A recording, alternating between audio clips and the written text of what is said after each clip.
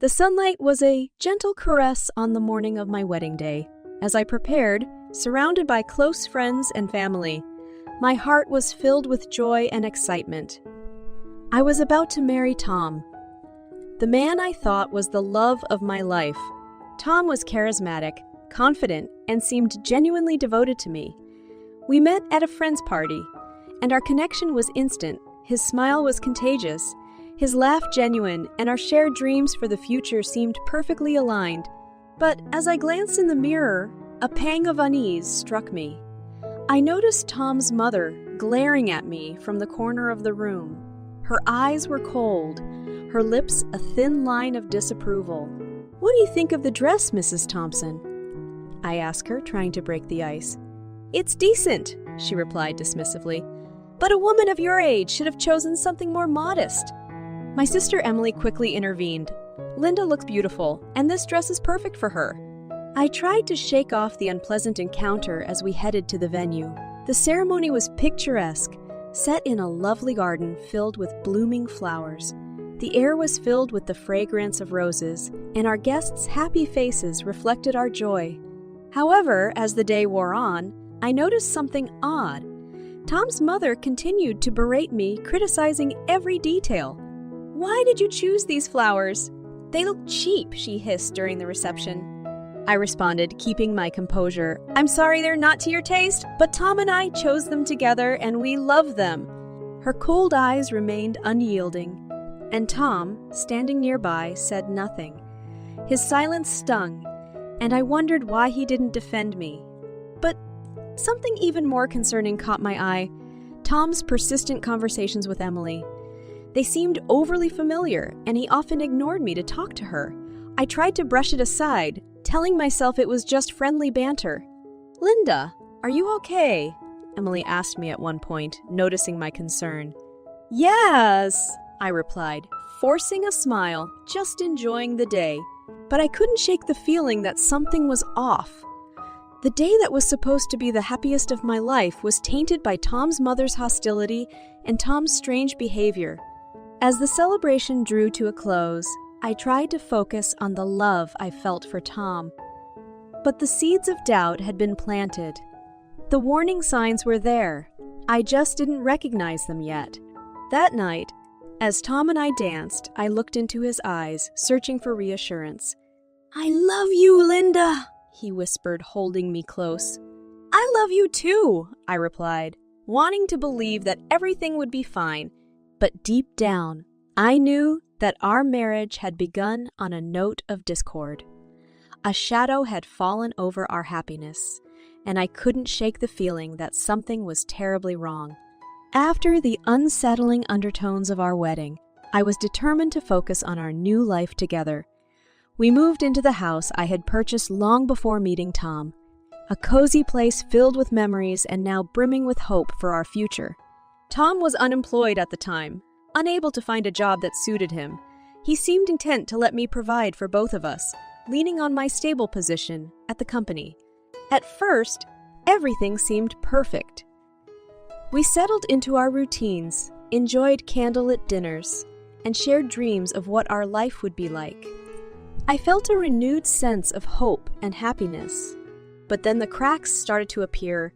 Tom became lethargic, spending his days lounging around the house or going out with friends, leaving me to juggle work and household responsibilities.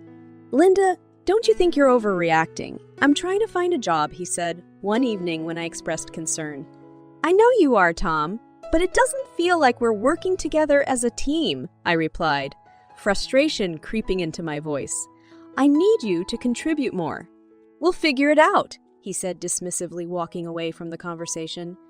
His attitude started to change, and the loving, attentive man I married seemed to slip away. His late nights became more frequent, and sometimes he would come home drunk, reeking of alcohol, and unwilling to explain his whereabouts. "Linda, why are you making a big deal out of this?" he snapped one night, his eyes glazed over. "Because I care about you, Tom. I care about us," I pleaded, tears welling in my eyes. "What's happening to you?" "Nothing's happening! Just drop it!" he yelled, storming out of the room. The warmth of our relationship had turned cold, and I felt a growing distance between us. No matter how much I tried to talk to him about it, Tom shut down, erecting a wall I couldn't penetrate. The beautiful car I had bought him, once a symbol of our shared dreams, now seemed to be a tool for his escapades. I began to notice unfamiliar items in the house, and the phone would ring, but when I answered, the line would go dead. I confided in Emily, seeking her support and understanding. "Maybe he's just going through a phase, Linda," she suggested, concern in her eyes. "Give him some time." "I hope so, Emily," I replied, feeling the weight of uncertainty. "I just want my Tom back." But deep down, I knew that the Tom I married was slipping away.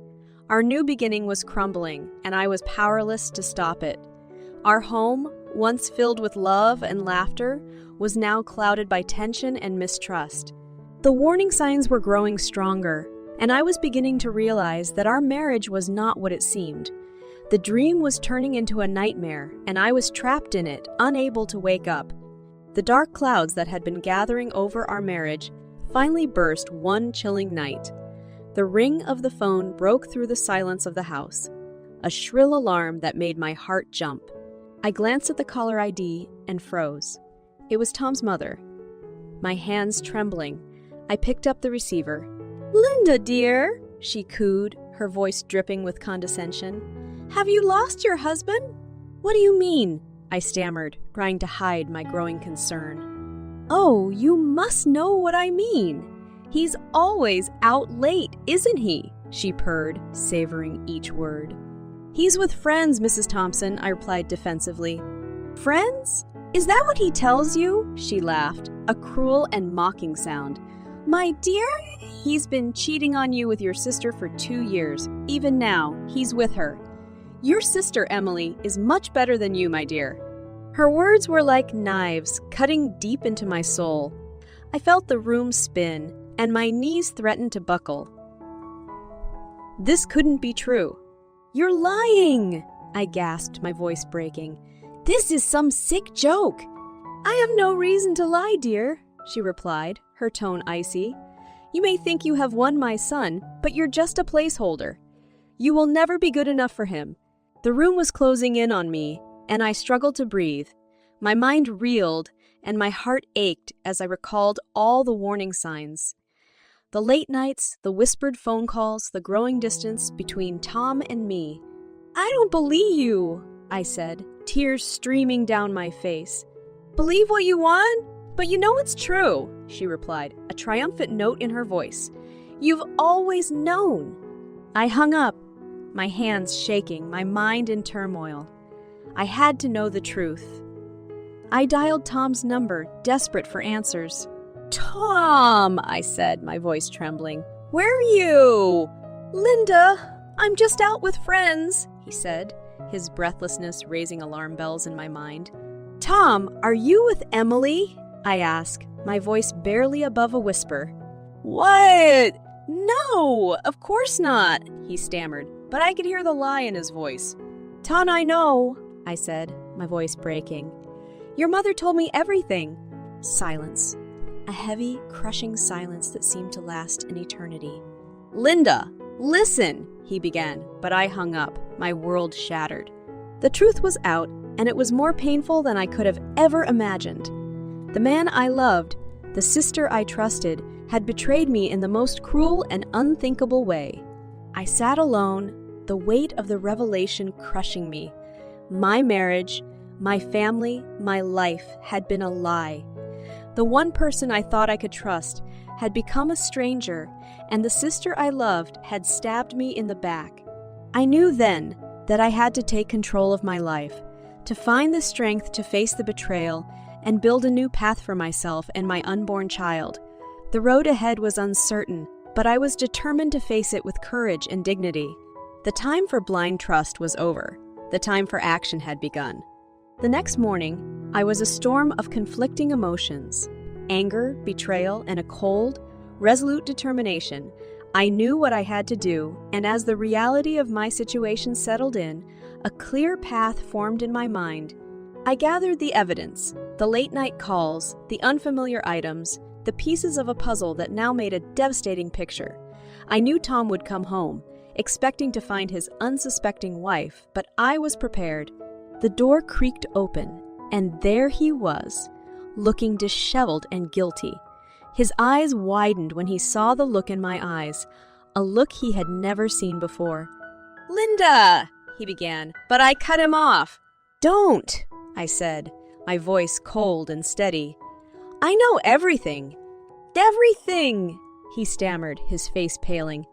"Yes, Tom, everything." "Your affair with Emily, your lies, your betrayal," I said, my words like ice. "I know it all." "Linda, let me explain," he pleaded, tears in his eyes. "Explain?" I snapped. "What could you possibly say that would make this right?" "Linda, I love you! I made a mistake! Let's work this out," he begged, reaching for me.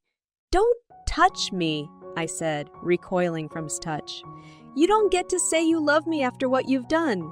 "Linda, please," he sobbed, breaking down. "Give me a chance to make it right." "No, Tom," I replied, my voice unwavering. "There's no coming back from this. You destroyed us. You destroyed our family." "I'll do anything," he cried. "Anything you want." "You'll sign these divorce papers," I said, thrusting them in front of him, "and you'll leave my house." "Linda, don't do this," he begged, his voice breaking. "It's done, Tom," I said, my voice firm. "You did this, not me." He signed the papers, tears streaming down his face, his hand trembling. "I never meant for this to happen," he whispered. "You made your choice, Tom," I said, my voice devoid of emotion. "Now live with it." He left, his shoulders slumped, his face a mask of despair. I watched him go, a mixture of relief and sorrow washing over me. The confrontation was over, but the wounds were deep. I knew I had done the right thing, but the pain was unbearable. My marriage was over. My sister had betrayed me, and I was left to pick up the pieces of a life shattered by deceit and betrayal. But I knew I was strong. I had faced the man who had broken my heart and had stood my ground. I had taken control of my life, and I was determined to move forward. The future was uncertain, but I knew I could face it. I had taken the first step towards healing, towards rebuilding my life. The road would be long and difficult, but I was ready to walk it, knowing that I had the strength and courage to overcome anything. My revenge had begun, and I was prepared to see it through to the end. The legal proceedings began swiftly, a mechanical process that seemed to move both too quickly and agonizingly slow. Tom's betrayal had left a wound that festered with each passing day, and I wanted to close this chapter as soon as possible. I hired a determined and competent lawyer who specialized in messy divorce cases. In our initial meeting, she looked at the evidence and listened intently as I shared my story. "Linda, I understand this is a painful and difficult time for you," she said, her eyes filled with genuine concern. "But I want you to know that I'll fight for you. We'll make sure you get what you deserve." "Thank you," I whispered, tears threatening to spill. "I just want this to be over." "I know, and I'll do everything I can to make that happen," she promised. The battle lines were drawn. Tom, of course, tried to save face, pleading for forgiveness and mercy. But I remained resolute, my anger and pain fueling my determination to see justice done. During one of the mediation meetings, he looked at me, his eyes filled with desperation. "Linda, can't we talk about this?" he implored. "Can't we try to work things out?" "We're past that point, Tom," I replied, my voice steady, but my heart aching. "You made your choice. Now you have to live with the consequences." He hung his head, defeated and broken. I felt a pang of sympathy, but quickly pushed it away. He had brought this upon himself. The weeks dragged on, filled with paperwork, meetings, and bitter arguments. Tom's mother, unsurprisingly, made things more difficult, meddling and throwing accusations. "How could you do this to my son?" she spat at me during one of the court breaks. "You've ruined his life. Your son ruined his own life, I shot back, my anger boiling over. He betrayed me, and now he has to face the consequences. You'll regret this, she hissed, her eyes filled with malice. I doubt that, I replied, turning away from her poisonous words. Finally, the day came when the judge granted the divorce.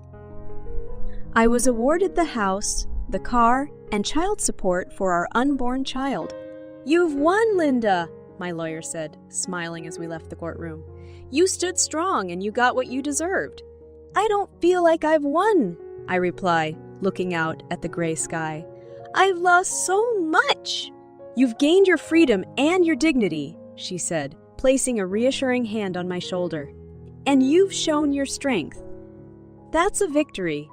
I nodded, knowing she was right. The divorce was a painful but necessary step towards healing and moving on. That night, alone in my house, I felt a mixture of relief and emptiness. The battle was over, but the scars remained.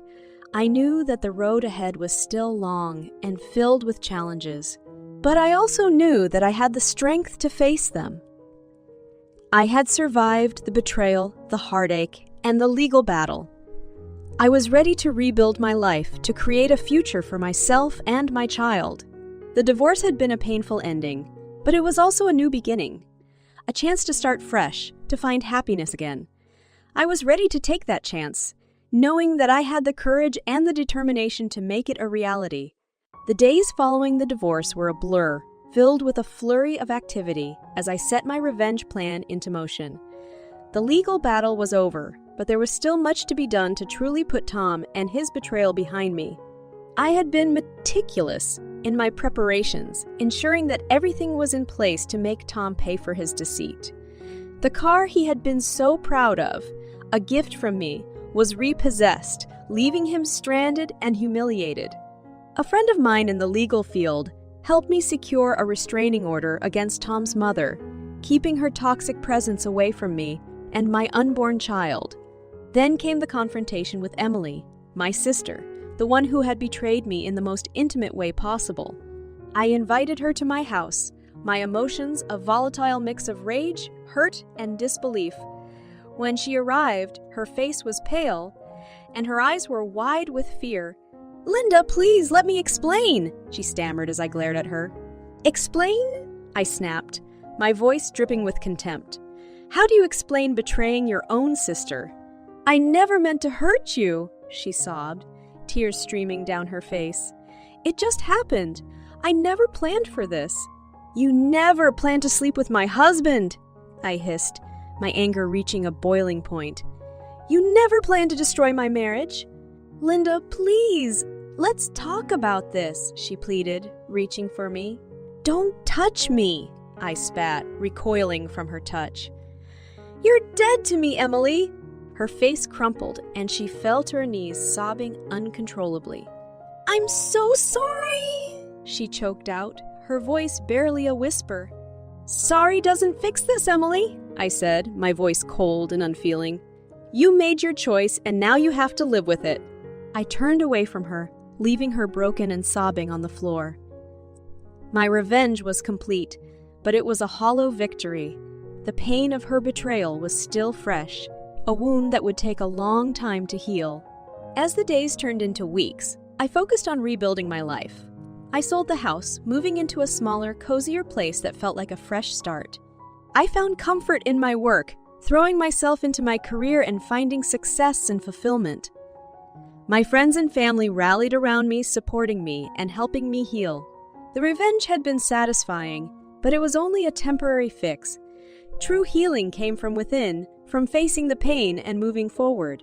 I knew that I had the strength to do that, to build a new life for myself and my child. The revenge had been a necessary step, a way to reclaim my power and my dignity. But it was the choices I made after that, the way I chose to live my life, that truly defined me. I had been betrayed and hurt, but I had also shown my strength and resilience.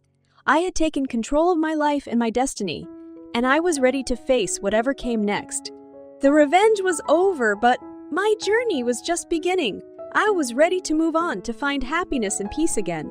I knew that I could do it, that I was strong enough to overcome anything. And as I looked to the future, I knew that I had the power to create the life I wanted, to find joy and fulfillment again. My revenge had been a necessary step, but it was the choices I made after that, the way I chose to live my life, that truly defined me. I was ready for whatever came next, knowing that I had the strength and the courage to face it.